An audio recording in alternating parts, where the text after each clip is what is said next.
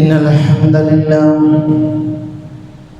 نحمده ونستعينه ونستغفره ونؤمن به ونتوكل عليه ونعوذ بالله من شرور أنفسنا ومن سيئات أعمالنا من يهده الله فلا مضل له ومن يضلل فلا هادي له وأشهد أن لا إله إلا الله وحده لا شريك له وأشهد أن محمدا عبده ورسوله أرسله بالهدى ودين الحق ليظهره على الدين كله ولو كره المشركون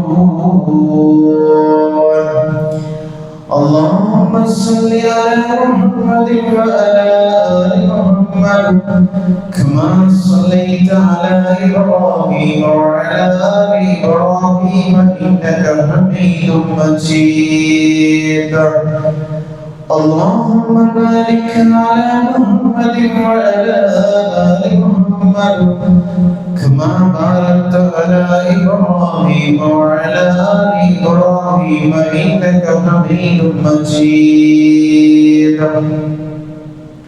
أما بعد فإن خير الكلام كلام الله وخير الهدي هدي محمد صلى الله عليه وسلم وشر الأمور محدثاتها وكل محدثة بدعة وكل بدعة ضلالة وكل ضلالة في النار أعوذ بالله من الشيطان الرجيم بسم الله الرحمن الرحيم يا أيها الذين آمنوا اتقوا الله حق تقاته ولا تموتن إلا وأنتم مسلمون بسم الله الرحمن الرحيم ولا تمدن عينيك إلى ما متعنا به أزواجا منهم زهرة الحياة الدنيا لنفتنهم فيه ورزق ربك خير وأبقى ഏറ്റവും ബഹുമാന്യരായ സത്യവിശ്വാസികളെ സത്യവിശ്വാസിനികളെ സർവ്വലോക പരിപാലകനും സംരക്ഷകനും ലോകനിയന്താവുമായിട്ടുള്ള അല്ലാഹു സുബ്ഹാനഹു വ തആലയുടെ വിധിവിലക്കുകൾ ജീവിതത്തിന്റെ സമസ്ത മേഖലകളിൽ കൃത്യമായി കാത്തു സൂക്ഷിക്കണമെന്ന് സ്വയം ഉൾക്കൊള്ളുന്നതോടൊപ്പം ഓരോരുത്തരെയും ഉണർത്തുകയാണ്, വസിയ്യത്ത് ചെയ്യുകയാണ്. അല്ലാഹു സുബ്ഹാനഹു വ തആല ഈ ഇഹലോക ജീവിതത്തിലെ ഓരോ വാക്കുകൾക്കും നോക്കുകൾക്കും ചിന്തകൾക്കും നാളെ റബ്ബിന്റെ കോടതിയിൽ കൃത്യമായ ഉത്തരം നൽകേണ്ടി വരുമെന്നും നാളിതുവരെ സമ്പാദിച്ചിട്ടുള്ള സമ്പാദികൾക്കോ സ്ഥാനമാനങ്ങൾക്കോ പണത്തിനോ പ്രശസ്തിക്കോ നേതാക്കൾക്കോ പണ്ഡിതന്മാർക്കോ ഒന്നും റബ്ബിന്റെ കോടതിയിൽ വെച്ച് നമുക്ക് വേണ്ടി സാക്ഷി പറയുവാനോ നമ്മളെ രക്ഷപ്പെടുത്തുവാനോ സാധിക്കുകയില്ലെന്ന ഉറച്ച ബോധ്യത്തോടുകൂടി നമ്മുടെ ജീവിതത്തെ അല്ലാഹു അവന്റെ റസൂൽ ആവശ്യപ്പെട്ട രീതിയിൽ കൃത്യമായി മുന്നോട്ട് നയിക്കണമേ എന്ന് സ്വയം പറക്കാതെ ഓരോരുത്തരെയും ഉപദേശിക്കുകയാണ്, വസിയ്യത്ത് ചെയ്യുകയാണ്. അല്ലാഹു സുബ്ഹാനഹു വ തആല അവനേറെ ഇഷ്ടപ്പെടുന്ന യഥാർത്ഥ മുത്തഖീങ്ങളുടെ മുവഹ്ഹിദീങ്ങളുടെ മുജാഹിദീങ്ങളുടെ കൂട്ടത്തിൽ അല്ലാഹു നമ്മെ ഏവരെയും ഉൾപ്പെടുത്തി അനുഗ്രഹിക്കുമാറാകട്ടെ.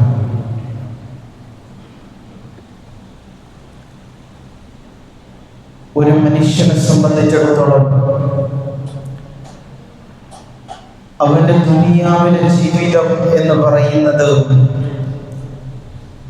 വളരെ നശ്വരമാണ്. വളരെ ചുരുങ്ങിയ കാലം, ചുരുങ്ങിയ ദിവസം, ചുരുങ്ങിയ മണിക്കൂറുകൾ മാത്രം ജീവിക്കാൻ കഴിയുന്ന ഒരു ദുനിയാവിലാണ് ഞാനും നിങ്ങളുമൊക്കെ ജീവിച്ചുകൊണ്ടിരിക്കുന്നത്. നമുക്കറിയാം, നമ്മുടെ ജീവിതത്തിൽ നിന്ന് ദിവസങ്ങൾ ഇങ്ങനെ വളരെ വേഗത്തിൽ, ശരവേഗത്തിൽ, നമ്മളൊന്ന് കണ്ണടച്ച് തുറക്കുന്ന വേഗതയിൽ ദിവസങ്ങളും മിനിറ്റുകളും സെക്കൻഡുകളും മണിക്കൂറുകളും ഒക്കെ വളരെ വേഗത്തിൽ കടന്നുപോയിക്കൊണ്ടിരിക്കുകയാണ്. ഒരു മനുഷ്യന് ദുനിയാവിൽ മാത്രമല്ല അവനുള്ള ജീവിതം. ഈ ദുനിയാവിലെ ജീവിതം എന്ന് പറയുന്നത് അവന് പണിയെടുക്കാനുള്ള, അധ്വാനിക്കാനുള്ള ഒരു പ്രശസ്തനമാണ്. നാളെ പരലോകത്ത് അള്ളാഹുവിന്റെ ചോദ്യങ്ങൾക്ക് ഉത്തരം നൽകിക്കൊണ്ട് ഏറ്റവും വലിയ അനുഗ്രഹമായ സ്വർഗത്തിലേക്ക് പ്രവേശിക്കാൻ കഴിയുന്ന പ്രവർത്തനങ്ങൾ ചെയ്യാൻ അവരുടെ പ്രശ്നമാണ് ഈ ദുനിയാവ് എന്ന് പറയുന്നത്. ഈ ജീവിതത്തിനിടയിൽ നമുക്കൊരുപാട് നിർദ്ദേശങ്ങൾ നമുക്ക് ലഭിക്കും. അത് ദുനിയാവിലെ ജീവിതത്തെ സംബന്ധിച്ചും പരലോക ജീവിതത്തെ സംബന്ധിച്ചും നമ്മുടെ മക്കളുടെ വിദ്യാഭ്യാസത്തെ കുറിച്ചും, നമ്മുടെ മക്കൾ +2 കഴിഞ്ഞാൽ, ഡിഗ്രി കഴിഞ്ഞാൽ ഏത് കോഴ്സിൽ ചേരണമെന്നും ഏത് കോളേജിൽ പഠിക്കണമെന്നും അങ്ങനെ അതുമായി ബന്ധപ്പെട്ടുള്ള ഒരുപാട് ഉപദേശ നിർദ്ദേശങ്ങൾ ജീവിതത്തിൽ നമുക്ക് ഉണ്ടാകുന്നതാണ്. എന്നാൽ നമുക്ക് ലഭിക്കുന്ന ഉപദേശങ്ങൾ നല്ലതാണെങ്കിൽ നാം സ്വീകരിക്കാൻ തയ്യാറാകേണ്ടതുണ്ട്. ഉപദേശങ്ങൾ സ്വീകരിക്കുന്നവൻ ഭാഗ്യവാനാണ്, എന്നാൽ തള്ളിക്കളയുന്നവൻ നിർഭാഗ്യവാനാണ്. മഹാനായ പ്രവാചകൻ സല്ലല്ലാഹു അലൈഹി വസല്ലം പ്രഗൽഭനായ സ്വഹാബിയായിരുന്ന അബൂദർ റളിയല്ലാഹു അൻഹുവിനോട് ചില ഉപദേശങ്ങൾ നൽകുന്നുണ്ട്. ഇൻഷാ അല്ലാഹ് അതിനെപ്പറ്റി സംസാരിക്കാനാണ് ഉദ്ദേശിക്കുന്നത്. അദ്ദേഹം പറഞ്ഞു, അമറനി ഖലീലി, എൻ്റെ പ്രിയപ്പെട്ട കൂട്ടുകാരൻ മുഹമ്മദ് നബി സല്ലല്ലാഹു അലൈഹി വസല്ലം എനിക്ക് 7 കാര്യങ്ങൾ എനിക്ക് പറഞ്ഞു തന്നു. അതിലൊന്നാമതായി കൊണ്ട് അല്ലാഹുവിന്റെ പ്രവാചകൻ സല്ലല്ലാഹു അലൈഹി വസല്ലം അദ്ദേഹത്തിന് കൊടുക്കുന്ന ഏറ്റവും മഹത്തരമായ ഒന്നാമത്തെ ഉപദേശം എന്ന് പറയുന്നത് അമറനി ബിഹുബിൽ മസാകിനി വദൂബി മിൻഹും, പാവപ്പെട്ടവരെ ഇഷ്ടപ്പെടാനും അവരോട് ചേർന്ന് നിൽക്കാനുമുള്ള കൽപ്പനയാണ്. നമ്മുടെ നാട്ടിലൊക്കെ പണമുള്ളവൻ മുന്നിലും പണമില്ലാത്തവൻ പുറകിലുമാണ്.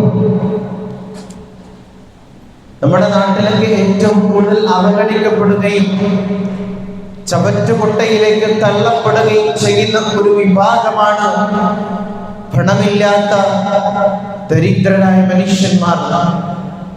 ആ മനുഷ്യന്മാരെ സംബന്ധിച്ച് മഹാനായ അബൂദർ റളിയല്ലാഹു അൻഹുവിനോട് പ്രവാചകൻ സല്ലല്ലാഹു അലൈഹി വസല്ലം പറയുകയാണ്, നീ ആ പാവപ്പെട്ട ആളുകളെ ഇഷ്ടപ്പെടാനും അവരോട് ചേർന്ന് നിൽക്കാനുമുള്ള കൽപ്പനയാണ്. ഒരിക്കൽ സ്വഹാബത്തും പ്രവാചകനും ഇങ്ങനെ കൂടിയിരിക്കുന്ന സമയത്ത് 2 ആളുകൾ അതിൽ കടന്നുപോയി. ഒന്നാമത്തെ ആൾ ആരായിരുന്നു? ഒന്നാമത്തെ ആൾ അതിസമ്പന്നനായ, ആ നാട്ടിലെ പേര് കേട്ട സമ്പന്നനായ മനുഷ്യനാണ്. ആ മനുഷ്യൻ അതിൽ കടന്നുപോയപ്പോൾ സ്വഹാബത്ത് ആ മനുഷ്യനെ പുകഴ്ത്തിക്കൊണ്ട് പറഞ്ഞു. എന്നാൽ അതേ സമയം ദരിദ്രനായിട്ടുള്ള ഒരു മനുഷ്യൻ അതിൽ കടന്നുപോയപ്പോ സ്വഹാബത്ത് പറഞ്ഞു, വല്ലാഹി യാ റസൂലല്ലാഹ്, അല്ലാഹുവിന്റെ റസൂലാണ് സത്യം, ഹാദാ മിൻ ഫുഖറാഇൽ മുസ്ലിമീന, ഈ മനുഷ്യൻ മുസ്ലിങ്ങളിൽപ്പെട്ട ദരിദ്രനായ ഒരു മനുഷ്യനാകുന്നു. ഹാദാ ഹരിയുൻ ഇൻ ഖതബ ലം യൻക, ഈ ദരിദ്രനായിട്ടുള്ള മനുഷ്യൻ വിവാഹം അന്വേഷിച്ചാൽ വിവാഹം ചെയ്യപ്പെടുകയില്ല. ഇനി ഈ മനുഷ്യൻ ശുപാർശ ചെയ്താൽ അതാരും സ്വീകരിക്കുകയുമില്ല. ഇനി മനുഷ്യൻ എന്തെങ്കിലും ഒന്ന് പറഞ്ഞാൽ അതാരും കേൾക്കുകയുമില്ല. ഇങ്ങനെ രണ്ടാളുകൾ കടന്നുപോയപ്പോ രണ്ടാമത്തെ വ്യക്തിയെ പറ്റി, ദരിദ്രനായ മനുഷ്യനെ പറ്റി സ്വഹാബത്ത് പ്രവാചകനോട് പറഞ്ഞപ്പോ അല്ലാഹുവിന്റെ റസൂൽ സല്ലല്ലാഹു അലൈഹി വസല്ലം പറഞ്ഞു, ലഹാദാ ഖൈറും മിൻ മിൽഇൽ അർളി മിത്ല ഹാദാ. ഈ ഭൂമി നിറയെ ഒന്നാമത്തെ വ്യക്തിയേക്കാൾ, ഒന്നാമത്തെ സമ്പന്നനേക്കാൾ രണ്ടാമത്തെ വ്യക്തികൾ കൂടുതൽ ഉണ്ടാകുന്നതാണ് ഏറ്റവും ഉത്തമമായിട്ടുള്ളതെന്ന് അല്ലാഹുവിന്റെ പ്രവാചകൻ സല്ലല്ലാഹു അലൈഹി വസല്ലം വളരെ കൃത്യമായി കൊണ്ട് നമ്മെ പഠിപ്പിക്കുകയാണ്. അതുകൊണ്ട് പ്രിയപ്പെട്ടവരെ, സഹോദരങ്ങളെ, സഹോദരിമാരെ, പണമുള്ളവന്റെ കൂടെയല്ല നിൽക്കേണ്ടത്. സാധാരണക്കാരനായ ദരിദ്രന്മാരായിട്ടുള്ള ആളുകൾ നമ്മുടെ കൂട്ടത്തിലുണ്ട്. അവരോട് ചേർന്ന് നിൽക്കുകയും അവരോടൊപ്പം നിൽക്കുകയും അവരെ സ്നേഹിക്കുകയും ചെയ്യണം. അതാണ് ഒരു വിശ്വാസിയുടെ ഉത്തമമായ ക്വാളിറ്റി എന്ന് അല്ലാഹുവിന്റെ പ്രവാചകൻ സല്ലല്ലാഹു അലൈഹി വസല്ലം വളരെ കൃത്യമായി കൊണ്ട് നമ്മെ പഠിപ്പിക്കുകയാണ്. ഇനി രണ്ടാമത്തെ ഉപദേശം എന്താണ്? നിനക്ക് താഴെയുള്ളവനിലേക്ക്, നിനക്കും താഴെയുള്ളവനിലേക്ക് നോക്കാനും, നിങ്ങൾക്ക് മുകളിലുള്ളവരിലേക്ക് നോക്കാതിരിക്കാനുമുള്ള കൽപ്പനയാണ്. പ്രിയപ്പെട്ടവരെ, നമ്മുടെ നാട്ടിൽ സമ്പന്നന്മാരായിട്ടുള്ള ആളുകളുണ്ട്. നമ്മുടെ പൊതുവിലത്തെ ഒരു സ്വഭാവം എന്താണ്? മുകളിലുള്ളവനിലേക്ക് നോക്കുകയാണ്, മുകളിലേക്കുള്ളവനിലേക്ക് നോക്കുകയാണ്. നമുക്ക് അള്ളാഹു നൽകിയിട്ടുള്ള ഒരുപാട് സമ്പത്തുകളുണ്ട്. താമസിക്കാൻ ചെറുതാണെങ്കിലും ഒരു വീടുണ്ട്, നമുക്ക് കഴിയാനുള്ള ചുറ്റുപാടുകളുണ്ട്. അങ്ങനെയൊക്കെ നൽകിയിട്ടും നമ്മൾ ഒരിക്കലും മുകളിലുള്ളവരിലേക്ക് നോക്കാൻ പാടില്ല. എന്നാൽ നമ്മുടെ സമുദായത്തിലുള്ള ആളുകൾ ഏറ്റവും കൂടുതൽ നോക്കുന്നത് മുകളിലേക്കാണ്. എന്നാൽ നമുക്ക് കിട്ടിയ അനുഗ്രഹങ്ങളിൽ സംതൃപ്തിപ്പെട്ട് ജീവിക്കാനാണ് നമ്മൾ ഏറ്റവും കൂടുതൽ ശ്രദ്ധിക്കേണ്ടത്. അല്ലാഹുവിന്റെ പ്രവാചകൻ പറയുന്നത് അതാണ്. നിനക്ക് താഴെയുള്ള ആളുകളുണ്ട്, അതിലേക്ക് നീ നോക്കുക. നബി ഹുറൈറത്ത ഖാല റസൂലുള്ളാഹി സ്വല്ലല്ലാഹു അലൈഹി വസല്ലം നിനക്ക് താഴെയുള്ളവരിലേക്ക് നീ നോക്കണം. നിങ്ങൾക്ക് മുകളിലുള്ളവരിലേക്ക് നിങ്ങൾ നോക്കരുത്. എന്തുകൊണ്ടാണ് അങ്ങനെ പ്രവാചകൻ പറഞ്ഞത്? നിങ്ങൾക്ക് അല്ലാഹു നൽകിയിട്ടുള്ള ഒരുപാട് അനുഗ്രഹങ്ങൾ, ആ അനുഗ്രഹങ്ങളെ നിസ്സാരവൽക്കരിക്കാതിരിക്കാൻ, വിസ്മരിക്കാതിരിക്കാൻ വേണ്ടിയിട്ടാണ് അല്ലാഹുവിന്റെ പ്രവാചകൻ അങ്ങനെ പറഞ്ഞത്. നിങ്ങൾക്ക് താഴെയുള്ളവരിലേക്ക് നോക്കണം എന്നുള്ളത്. അതുകൊണ്ട് പ്രിയപ്പെട്ടവരെ, നമുക്ക് മുകളിലുള്ളവരിലേക്കല്ല, നമ്മൾക്കും ജീവിക്കാനുള്ള ഒരുപാട് ചുറ്റുപാടുകളുണ്ട്. ആ ചുറ്റുപാടുകൾ പോലുമില്ലാതെ വളരെയധികം കഷ്ടപ്പെടുന്ന, നമുക്കറിയാം ഗസയിൽ യുദ്ധം നടക്കുകയാണ്. ഗസയിൽ ഇന്നും യുദ്ധം നടക്കുകയാണ്. വീടുകൾ നഷ്ടപ്പെട്ട്, വാപ്പയെ നഷ്ടപ്പെട്ടു, ഉമ്മയെ നഷ്ടപ്പെട്ട്, ഒരുപാട് പ്രയാസത്തിലൂടെ പിഞ്ചുമക്കൾ നടന്നു പോകുന്ന അതിദാരുണമായ രംഗങ്ങൾ നമ്മൾ കാണുന്നില്ലേ പ്രിയപ്പെട്ടവരെ? അതുകൊണ്ട് ഒരിക്കലും നമുക്ക് മുകളിലുള്ളവരിലേക്കല്ല നോക്കേണ്ടത്, താഴെയുള്ളവരിലേക്ക്, അതിതാഴെയുള്ളവരിലേക്കാണ് നമ്മൾ നോക്കേണ്ടതെന്നാണ് അല്ലാഹുവിന്റെ പ്രവാചകൻ സല്ലല്ലാഹു അലൈഹി വസല്ലം വളരെ കൃത്യമായി നമ്മെ പഠിപ്പിക്കുന്നത്. അല്ലാഹുവിന്റെ ഖുർആൻ പറഞ്ഞത്, വലാ തമുദ്ദന ഐനൈക ഇലാ മാ മതഅനാ ബിഹി അസ്വാജൻ മിൻഹും സഹറത്തുൽ ഹയാത്തിദ് ദുനിയ. ദുനിയാവിൽ ചില ആളുകൾക്ക് ഐഹികമായ ജീവിത അലങ്കാരം അല്ലാഹു നൽകിയിട്ടുണ്ട്. ചില ആളുകൾക്ക് സമ്പത്ത് കൂടുതലുണ്ട്, അവർക്ക് കാറുകളുണ്ട്, ബംഗ്ലാവുകളുണ്ട്, അങ്ങനെ ഒരുപാട് സുഖ സൗകര്യങ്ങൾ ഒരുപാട് അവർക്ക് ദുനിയാവിലുണ്ടെന്ന് അല്ലാഹു പറയുന്നത്. അതുകൊണ്ട് ആ ജീവിത അലങ്കാരം നൽകിയതിലേക്ക് നിന്റെ ദൃഷ്ടികളെ, നിന്റെ കണ്ണുകളെ നീ ഒരിക്കൽ വായിക്കരുത്. എന്തുകൊണ്ടാണ്?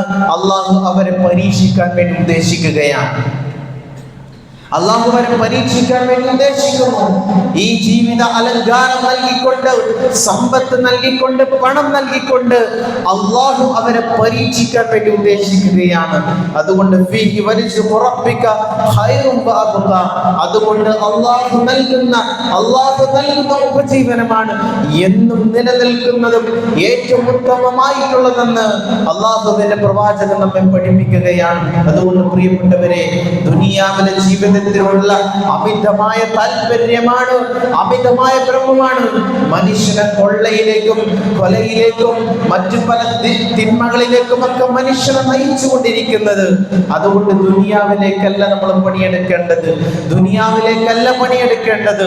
നാളെ പരലോകത്ത് അല്ലാഹുവിന്റെ അടുക്കൽ രക്ഷപ്പെടണമെന്ന ഉത്തമമായ ബോധ്യം നമുക്കുണ്ടെങ്കിൽ നാളത്തേക്ക് വേണ്ടി, പരലോകത്തേക്ക് വേണ്ടി നമ്മൾ പണിയെടുക്കേണ്ടതുണ്ട്. ഇനി മൂന്നാമതായി പറയുന്നത്,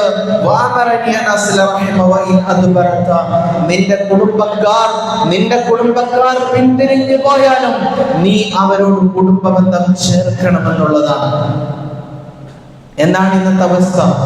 നിസ്സാരമായ പ്രശ്നങ്ങളുടെ പേരിൽ കുടുംബങ്ങൾ അകന്നു പോവുകയാണ്. ഒരുപക്ഷെ ഓഹരി വെക്കുമ്പോ അവന് കൂടുതൽ കിട്ടി, എനിക്ക് ലഭിച്ചില്ല എന്ന പരാതി, ആ പരാതി കൊണ്ട് ഇന്ന് കുടുംബ ബന്ധങ്ങൾ അറിഞ്ഞുകൊണ്ടിരിക്കുകയാണ്, അകന്നുകൊണ്ടിരിക്കുന്നു. ഏറ്റവും കൂടുതൽ തകർന്നുകൊണ്ടിരിക്കുന്നത് ദാമ്പത്യ ബന്ധമാണ്. ഏറ്റവും കൂടുതൽ ഇന്ന് തകർന്നുകൊണ്ടിരിക്കുന്നത് ദാമ്പത്യ ബന്ധമാണ്.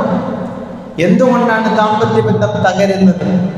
എന്തുകൊണ്ടാണ് വിവാഹ ജീവിതം വേർപ്പെടുന്നത്? നമ്മൾ ചിന്തിച്ചു നോക്കിയിട്ടുണ്ടോ? പരസ്പരമായ വിശ്വാസമില്ലായ്മയാണ്. ഭാര്യ ഭർത്താവിനോട് കള്ളം പറയുന്നു, ഭർത്താവ് ഭാര്യയോട് കള്ളം പറയുന്നു. അങ്ങനെ ഇരുവരും തമ്മിൽ വിശ്വാസം നഷ്ടപ്പെട്ട് അങ്ങനെ പല തര കുടുംബങ്ങളും ഇന്ന് തകർന്ന് തരിപ്പണമായി കൊണ്ടിരിക്കുകയാണ്, അല്ലേ? കുടുംബ കോടതികളുടെ മുമ്പിൽ ഒരുപാട് ആളുകൾ വെയിറ്റ് ചെയ്യുകയാണ്. എന്തുകൊണ്ട്? ബന്ധം തകർന്നുകൊണ്ടിരിക്കുകയാണ്. അവിഹിതമായ ബന്ധങ്ങൾ ഒരുപാട് വളർന്നുകൊണ്ടിരിക്കുന്നു. ഭർത്താവ് ഗൾഫിൽ നിന്ന് അയച്ചു കൊടുക്കുന്ന പണം കൊണ്ട് ദൂർത്തടിക്കുകയും മൊബൈൽ ഫോണിൽ മറ്റുള്ളവരുമായി അനാവശ്യമായ ബന്ധങ്ങൾ ഏർപ്പെടുകയും അങ്ങനെ പരസ്പരമായ വിശ്വാസം നഷ്ടപ്പെട്ട്, ഈമാൻ നഷ്ടപ്പെട്ട്, അങ്ങനെ ആ കുടുംബ ബന്ധങ്ങൾ തകർച്ചയുടെ വക്കിലേക്ക് എത്തി നിൽക്കുന്ന അതിദാരുണമായിട്ടുള്ള സംഭവങ്ങൾ ഒരുപാട് നമ്മൾ കണ്ടുകൊണ്ടിരിക്കുകയാണ്. അവിടെയാണ് അല്ലാഹുവിന്റെ പ്രവാചകൻ പറയുന്നത്,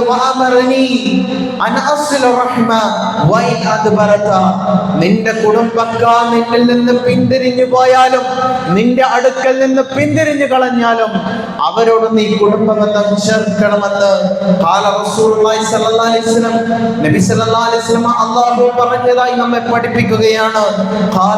അല്ലാഹു പറയുകയാണ്, തബാറക വ തആല, അല്ലാഹു സുബ്ഹാനഹു വ തആല പറയുകയാണ്, അനല്ലാഹ്, ഞാൻ അല്ലാഹുവാണ്, ഞാൻ അല്ലാഹുവാണ്, വഅന റഹ്മാൻ, ഞാൻ റഹ്മാനാണ്, ഖലഖ്തു റഹിമ, ഞാനാണ് കുടുംബബന്ധം സൃഷ്ടിച്ചത്, ഞാനാണ് കുടുംബബന്ധത്തെ സൃഷ്ടിച്ചത്, ഞാനാണ് കുടുംബബന്ധത്തെ പടച്ചത്. കുടുംബബന്ധത്തെ എന്റെ നാമത്തിൽ നിന്നാണ് പകർത്തെടുത്തത്. അതുകൊണ്ട് ആരാണ് കുടുംബബന്ധം ചേർക്കുന്നത്, അവനുമായി വസൽതഹു, ഞാൻ ബന്ധം ചേർക്കുന്നതാണ്. ആരാണ് കുടുംബബന്ധം ചേർക്കുന്നത്, അവനുമായി ഞാൻ ബന്ധം ചേർക്കുന്നതാണ്. മാത്രമല്ല, ആരാണ് കുടുംബബന്ധം മുറിക്കുന്നത്, അവനുമായി ബന്ധവും ഞാൻ ബന്ധം മുറിക്കുന്നതാണ്. അല്ലാഹു ബന്ധം മുറിച്ചാൽ പിന്നെന്തിനാ ഭൂമി ജീവിക്കുന്നത്? ഈ ലോകത്തിന്റെ രക്ഷിതാവ്, സകല അണ്ഡകടാഹങ്ങളുടെയും നാഥനായ അല്ലാഹു തആല, ആ അല്ലാഹു തആല നമ്മളുമായി ബന്ധം മുറിച്ചാൽ പിന്നെന്തിനാണ് ഭൂമിയിൽ നമ്മൾ ജീവിക്കുന്നത്? അതുകൊണ്ട് പ്രിയപ്പെട്ടവരെ, കുടുംബബന്ധത്തെ എങ്ങാനും മുറിച്ചു കഴിഞ്ഞാൽ അള്ളാഹു നമ്മളുമായിട്ടുള്ള ബന്ധം മുറിക്കും. ലാ യദ്ഖുലുൽ ജന്നത ഖാതിഉർ റഹീം. കുടുംബബന്ധം മുറിച്ചവൻ ഒരിക്കലും സ്വർഗ്ഗത്തിൽ പ്രവേശിക്കുകയില്ല. ലാ യദ്ഖുലുൽ ജന്നത നമ്മാം. ഏഷണിക്കാരൻ ഒരിക്കലും സ്വർഗത്തിൽ പ്രവേശിക്കുകയില്ല. നമ്മുടെ കുടുംബബന്ധം തകരാനുള്ള രണ്ടാമത്തെ കാരണം എന്താണ്? ഏഷണിയാണ്, പരദൂഷണം. ഒരാൾ ഒരാളെ പറ്റി കുറ്റം പറയുന്നു, മറ്റൊരാൾ മറ്റൊരാളെ പറ്റി കുറ്റം പറയുന്നു. അങ്ങനെ ഏഷണിയും പരദൂഷണവും കൊണ്ട് ഒരുപാട് കുടുംബ ബന്ധങ്ങൾ തകർന്നുകൊണ്ടിരിക്കുന്ന കാഴ്ചകൾ നമ്മൾ കാണുന്നുണ്ട് പ്രിയപ്പെട്ടവരെ. അതുകൊണ്ട് ഒരിക്കലും ആ കുടുംബ ബന്ധത്തെ മുറിക്കാതെ അത് യോജിപ്പിക്കാനാണ് നമ്മൾ ശ്രദ്ധിക്കേണ്ടത്. അറ്റുപോയ കണ്ണികളുണ്ടെങ്കിൽ അത് വിളക്കി ചേർക്കണം. നമ്മളൊരു ഇരുമ്പിന്റെ സാധനം മുറിഞ്ഞു പോയാൽ അത് വെൽഡ് ചെയ്ത് പിടിപ്പിക്കുന്നത് പോലെ നമ്മുടെ കുടുംബബന്ധം ചെറുത് അറ്റുപോയിട്ടുണ്ടെങ്കിൽ ആ അറ്റുപോയ കണ്ണികളെ നമ്മൾ വിളക്കി ചേർക്കേണ്ടതുണ്ട്. ഇനി നാലാമതായി പറഞ്ഞത് ആരോടും ഒന്നും ചോദിക്കാതിരിക്കാനുള്ള കൽപ്പനയാണ്. ആരോഗ്യമുണ്ടെങ്കിൽ അധ്വാനിച്ച് ജീവിക്കണം, അല്ലേ? ആരോഗ്യമുണ്ടെങ്കിൽ അധ്വാനിച്ച് ജീവിക്കണം. ആ അധ്വാനിച്ചുകൊണ്ട് ജീവിക്കുക. എല്ലാ ആളുകളോടും ചോദിച്ചുകൊണ്ട് ജീവിക്കണ്ട. എന്താ പറയുക? ജനങ്ങളോട് ചോദിച്ചു കൊണ്ടിരിക്കുന്ന വ്യക്തി, ജനങ്ങളോട് ഇങ്ങനെ ചോദിച്ചുകൊണ്ടേ ഇരിക്കുന്ന വ്യക്തി, അവൻ പരലോകത്ത് വരുന്നത് ഒരു കഷ്ണം മാംസം മാത്രമുള്ള രൂപത്തിലായിരിക്കും അവൻ നാളെ പരലോകത്തിലേക്ക് കടന്നു വരിക. ഇനി അഞ്ചാമതായി പറഞ്ഞത്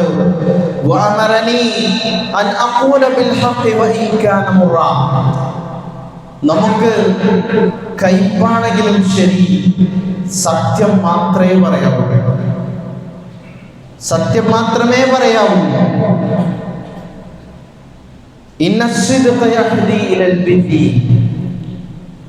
സത്യം എന്നുള്ളത് നന്മയിലേക്ക് നയിക്കും. ഒരു മനുഷ്യൻ സത്യമാണ് പറയുന്നതെങ്കിൽ ആ സത്യം നന്മയിലേക്ക് നയിക്കും.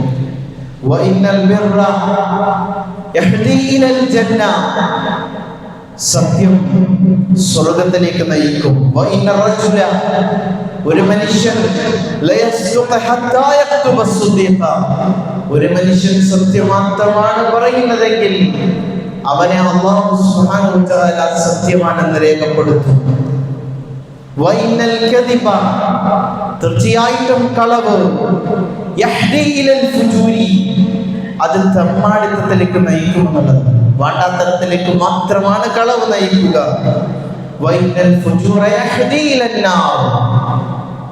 ആ കളവ് നരകത്തിലേക്ക് നയിക്കും.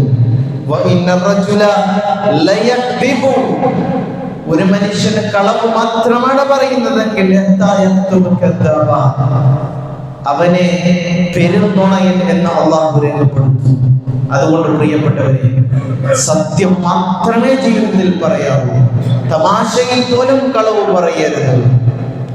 ഇനി ആറാമതായി പറഞ്ഞത് തൗഹീദിന്റെ കാര്യത്തിൽ ഒരാക്ഷേപകന്റെ ആക്ഷേപത്തെ ഭയപ്പെടാൻ പാടില്ല. നമ്മൾ യഥാർത്ഥമായ വിശ്വാസത്തിലാണ് ജീവിക്കുന്നത്. ആ യഥാർത്ഥത്തിൽ നമ്മൾ ജീവിക്കുമ്പോൾ നമ്മളെ കളിയാക്കാൻ കുറ്റം പറയാനൊക്കെ ഒരുപാട് ആൾക്കാരുണ്ടാവും. ആ കളിയാക്കുന്നവരെയും ആക്ഷേപം പറയുന്നവരെയും ഒരു ആക്ഷേപത്തെ നമ്മൾ ഭയപ്പെടാൻ പാടില്ല. അല്ലാഹുവിന്റെ ഖുർആൻ വളരെ വ്യക്തമായി പറഞ്ഞു, യാ അയ്യുഹല്ലദീന ആമനൂ, ഹേ സത്യവിശ്വാസികളെ, അല്ലാഹുവിന്റെ മതത്തിൽ നിന്ന് ആരാണ് പിന്തിരിഞ്ഞു കളയുന്നത്, ഫസൗഫ യഅതി അല്ലാഹു ബിഖൗമിൻ യുഹിബ്ബുഹും വയുഹിബ്ബൂനഹു, അല്ലാഹുവെ ഇഷ്ടപ്പെടുന്നവരും അല്ലാഹു ഇഷ്ടപ്പെടുന്നവരുമായ ഒരു സമുദായത്തെ ഫസൗഫ യഅതി അല്ലാഹു പകരം കൊണ്ടുവരുന്നതാണ്. ആ സമുദായത്തിന്റെ പ്രത്യേകത എന്താണ്? അദില്ലത്തിൻ അലൽ മുഅ്മിനീന, അവർ വിശ്വാസികളോട് ഭയം കാണിക്കുന്നവരാണ്. അഇസ്സത്തിൻ അലൽ കാഫിരീന, സത്യനിഷേധികളോട് അവർ പ്രതാപം കാണിക്കുന്നവരാണ്. യുജാഹിദൂന ഫീ സബീലില്ലാഹ്, അവർ അല്ലാഹുവിന്റെ മാർഗ്ഗത്തിൽ ജിഹാദിൽ ഏർപ്പെടും. വലാ യഖാഫൂന ലൗമത്തൽ ലഈം, ഒരാക്ഷേപകന്റെ ആക്ഷേപത്തെയും അവർ ഭയപ്പെടുകയില്ല. ദാലിക ഫദ്ലുല്ലാഹ്, അത് അല്ലാഹുവിന്റെ ഏറ്റവും വലിയ അനുഗ്രഹമാണ്. യുതീഹി മയശാ, അത് അല്ലാഹു ഉദ്ദേശിക്കുന്നവർക്ക് അല്ലാഹു നൽകുന്നു. വല്ലാഹു വാസിഉൻ അലീം, അല്ലാഹു വിപുലമായ കഴിവുള്ളവനാണ്. അതുകൊണ്ട് പ്രിയപ്പെട്ടവരെ, തൗഹീദിന്റെ കാര്യത്തിൽ ഒരാളുടെ മുമ്പിൽ മുട്ടുമടക്കാൻ പാടില്ല. അവർ പലവിധ ആക്ഷേപങ്ങൾ പറയും, ആ ആക്ഷേപത്തെ നമ്മൾ ഭയപ്പെടാൻ പാടില്ല. അതുകൊണ്ട് പ്രിയപ്പെട്ടവരെ, ഈ പറയുന്ന കാര്യങ്ങൾ വളരെ കൃത്യതയോടുകൂടി ജീവിതത്തിൽ മനസ്സിലാക്കി മുന്നോട്ട് പോകാൻ അല്ലാഹു നമ്മെ അനുഗ്രഹിക്കുമാറാകട്ടെ.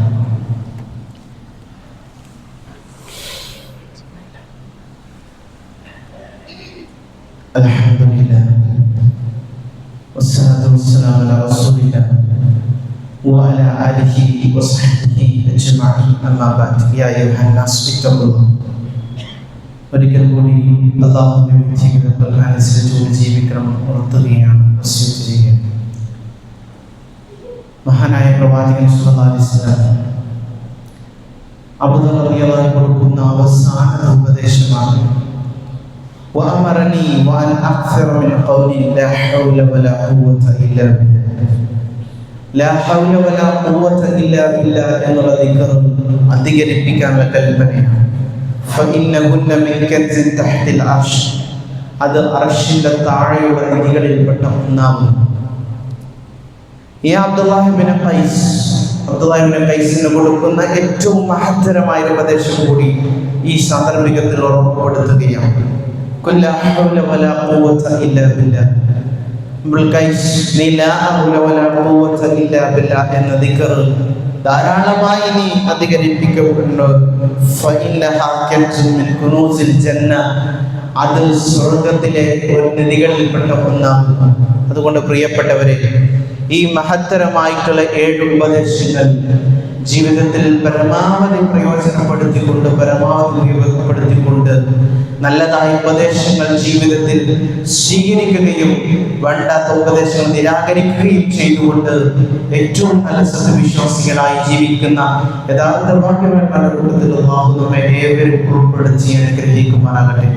അല്ലാഹുവേ, ഞങ്ങളിൽ നിന്ന് വന്നുപോയിട്ടുള്ള എല്ലാ ചെറുതുവലുമായ തെറ്റുകുറ്റങ്ങളും അല്ലാഹുവേ നിന്റെ മഹത്തായ ഫضലുകൊണ്ട് ഞങ്ങൾക്ക് നീ വിട്ടുപുറത്തു മാപ്പാക്കി തരണമേ.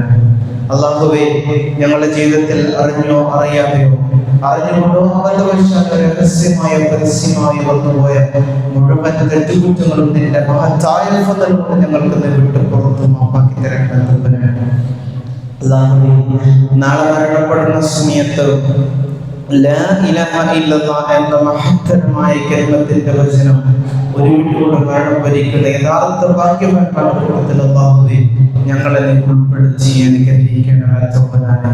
അല്ലാഹുവേ, നാളെ ഒരു ഭാഗത്ത് സ്വർഗ്ഗത്തിലേക്കും മറുഭാഗത്ത് നരകത്തിലേക്ക് നയിക്കുമ്പോൾ സ്വർഗീയ പൂങ്കാവനത്തിലേക്ക് നയിക്കപ്പെടുന്ന യഥാർത്ഥ ഭാഗ്യവാന്മാരുടെ കൂട്ടത്തിൽ അല്ലാഹുവേ ഞങ്ങളെ ഉൾപ്പെടുത്തി അനുഗ്രഹിക്കണമേ. അല്ലാഹുവേ, ഞങ്ങളുടെ കൂട്ടത്തിൽ മരണപ്പെട്ടു പോയ സഹോദരങ്ങൾ, സഹോദരിമാർ, ബന്ധുമിത്രാദികൾ, കുടുംബങ്ങൾ, കൂട്ടുകാർ, അയൽവാസികൾ, ആദർശ ബന്ധുക്കൾ എല്ലാവർക്കും നൽകി അനുഗ്രഹിക്കണമെന്ന്.